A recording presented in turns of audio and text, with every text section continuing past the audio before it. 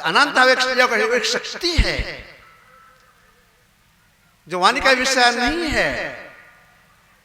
तो जो वाणी का विषय नहीं है, एक शक्ति है, वह शक्ति मिट्टी में, पानी में, अग्नि में, हवा में, आकाश में, समष्टि अहंकार में, समष्टि बुद्धि में, मूल प्रकृति में, प्राप्त प्रकृति में और आदिनाद में व्यापक होकर के अपना मंडल बाहर रखे हैं।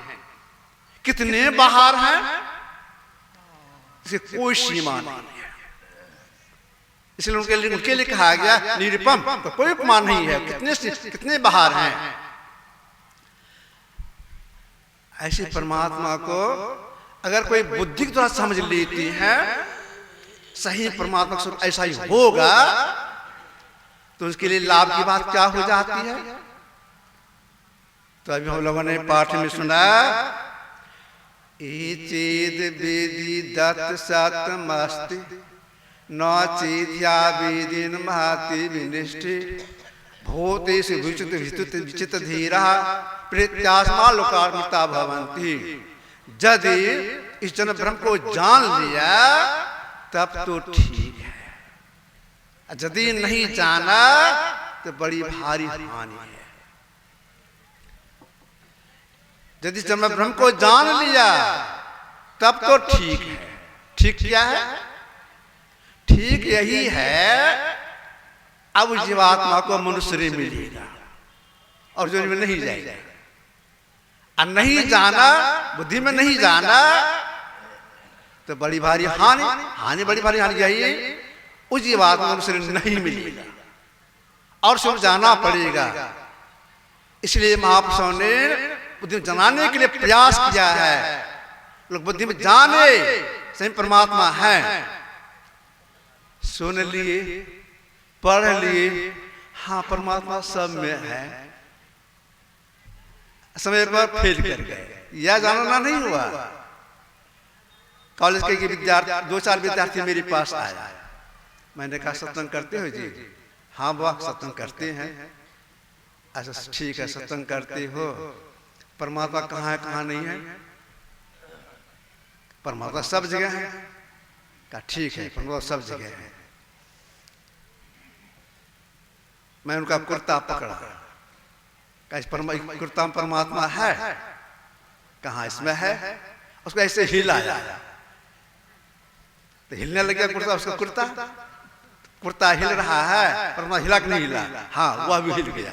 तो कहाँ सब जाता? कुर्ता आकाश में हिला है, आकाश हिला है तो नहीं हिला है, तो परमात्मा हिलता डुलता नहीं है। जहां खाली जगह है वहीं नहीं डुलेगा, उस खाली है ही नहीं, हिले डुलेगा कहाँ? तो वे सब जगह एक समान सघनता से घुस करके सब सोच के बाहर हैं। इसलिए तुलसीदास महाराज को लिखना पड़ा कि प्रकृति पार प्रभु और सगुरवासी, सब में घुस के सबसे बाहर से कहीं खाली नहीं है। तो जो ऐसे परमात्मा है जो सबसे एक समान है, वे उसके संबंध में कबीर साहब का कहना है, प्रथम एक सो आपे आप। सबसे पहले वही की हैं, उसके पहले कुछ भी नहीं। जो सबसे पहले की हैं, अब उसके लिए कबीर साहब का दूसरे शब्दों में कहा है कबीर साहब ने, स्वरूप अखंडित व्यापी चैतन्य चैतन्य, ऊंचे नीचे आगे पीछे दाहिन बाएं अनंत, बड़ा में बड़ा छोट में छोटा, मेहंदी सब लेखा, सबके मध्य ग्रंथ साई दृष्टि से देखा, चाम तो सुन आवे हो जरूर के नैना आदि का। क्या कहा इन्होंने? स्वरूप व्यापी चैतन्य चैतन्य मतलब क्या हो?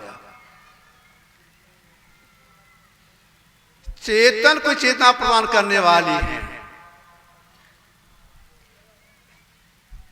हम लोगों का शरीर मां की पेट से निकला, जो कितना कोमल था, बहुत कोमल था, बढ़ने लग गया।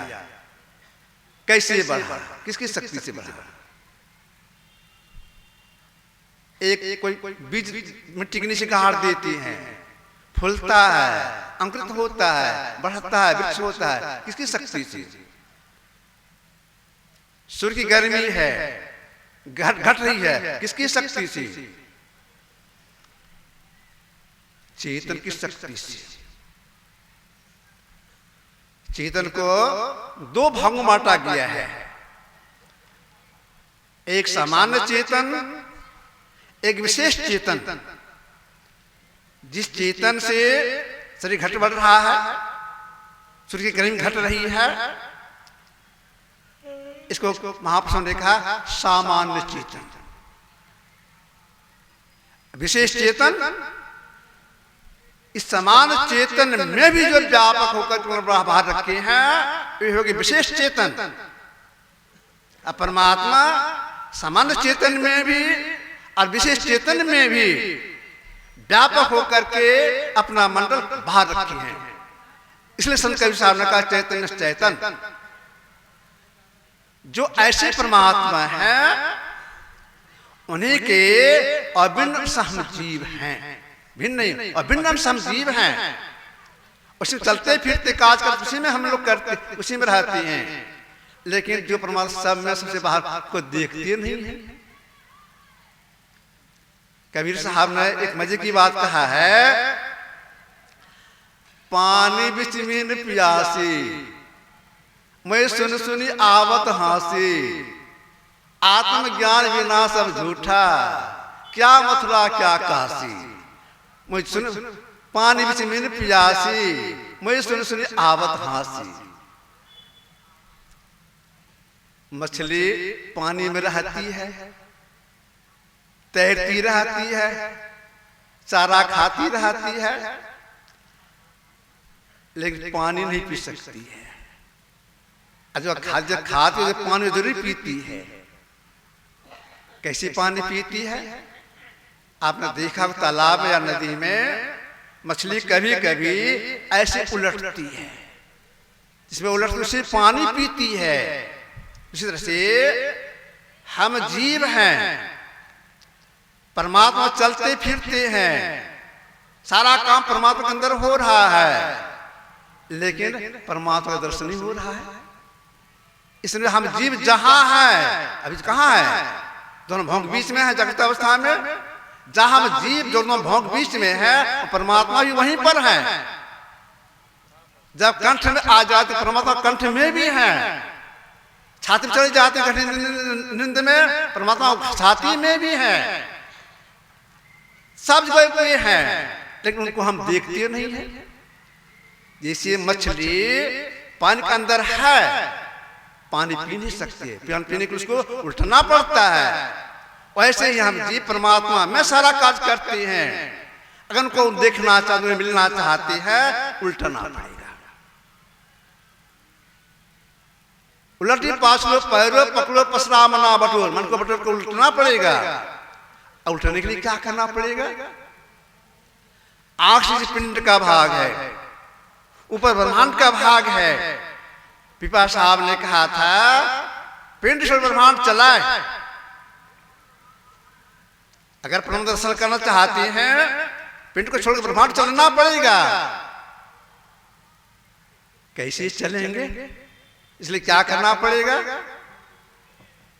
इसके लिए सबसे पहले जिस क्रिया विशेष के द्वारा हम चलेंगे, ऊपर की ओर चलेंगे, चढ़ाई होगी, जिससे हमारे छोटे परम दर्शन होगा। उस क्रिया विशेष सीखने के लिए गुरु के पास जाना होगा। बिना गुरु होगी ज्ञान, बगैर गुरु का ज्ञान नहीं होगा। गुरु के पास जाना होगा, वे बताएंगे उल्टने की प्रक्रिया। वह प्रक्रिया क्या है? वह प्रक्रिया है एक नाम का जप, एक रूप का ध्यान, एक उपासना होगा। इससे शक्ति आती है वह क्रिया विशेष करने की, जिससे कि हम जीव उलट सकते हैं। वह क्रिया विशेष क्या है? से हम उलट जाएंगे, कुछ निंदा छूट जाएगी, दृष्टि खुल जाएगी। वह क्रिया विशेष है दृश्यों क्रिया। दृश्यों को एक करना, मतलब जोड़ना। आंख बंद कर घोर अंधकार, इस अंधकार में एक तो से देखने की प्रक्रिया बताती हैं।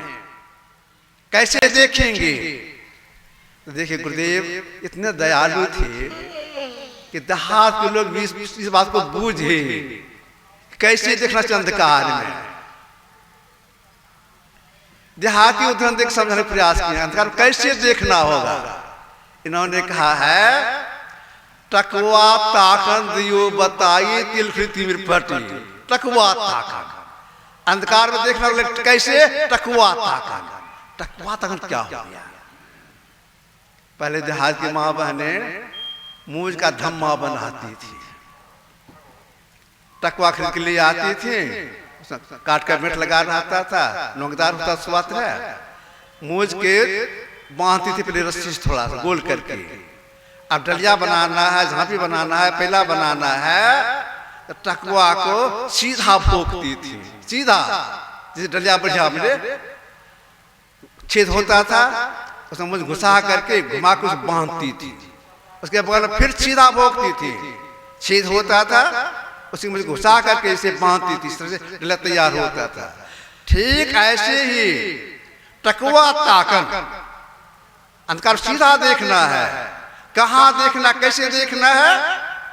गुरु बताते हैं यहाँ देखिए, ऐसे देखिए, इतनी दूरी पर देखिए, शिमला का देखिए, आज वाली बताती है। उनके आदेश अनुसार जो करती हैं, करते जब सटती है तो जिस सट के परिणाम क्या होता है?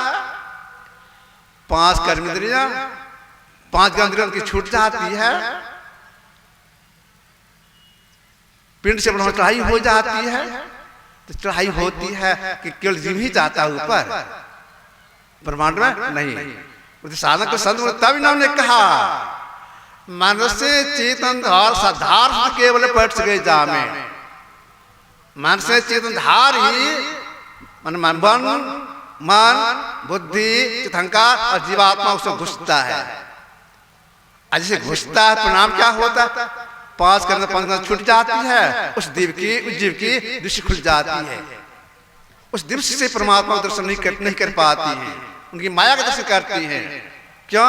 परमात्मा जातीत है। साधन के संत बन गए। तब इन्होंने कहा, पदावली में लिखा हज का नहीं रंग नहीं रूप रेखा, जिसे दिव्य दृष्टि से नहीं कोई देखा। जिसे उनको नहीं देख सकते हैं कि माया देखने में आती है, उनको देखने के लिए दृष्टि से देखा, आत्म से देखने आती हैं। आत्म से प्राप्त कैसे होती है? शब्द साधना करने से। सब साधना कैसे की जाती है? आंख बंद, मुंह बंद और कान लगा के शब्द अभ्यास किया जाता है। देखिए समय तो बहुत पूरा हो गया है, अब 8:30 बजने को है। ये आपकी समस्या से रखा, आगे सूचना लोग सुनेंगे। श्री सदगुरु महाराज की जय।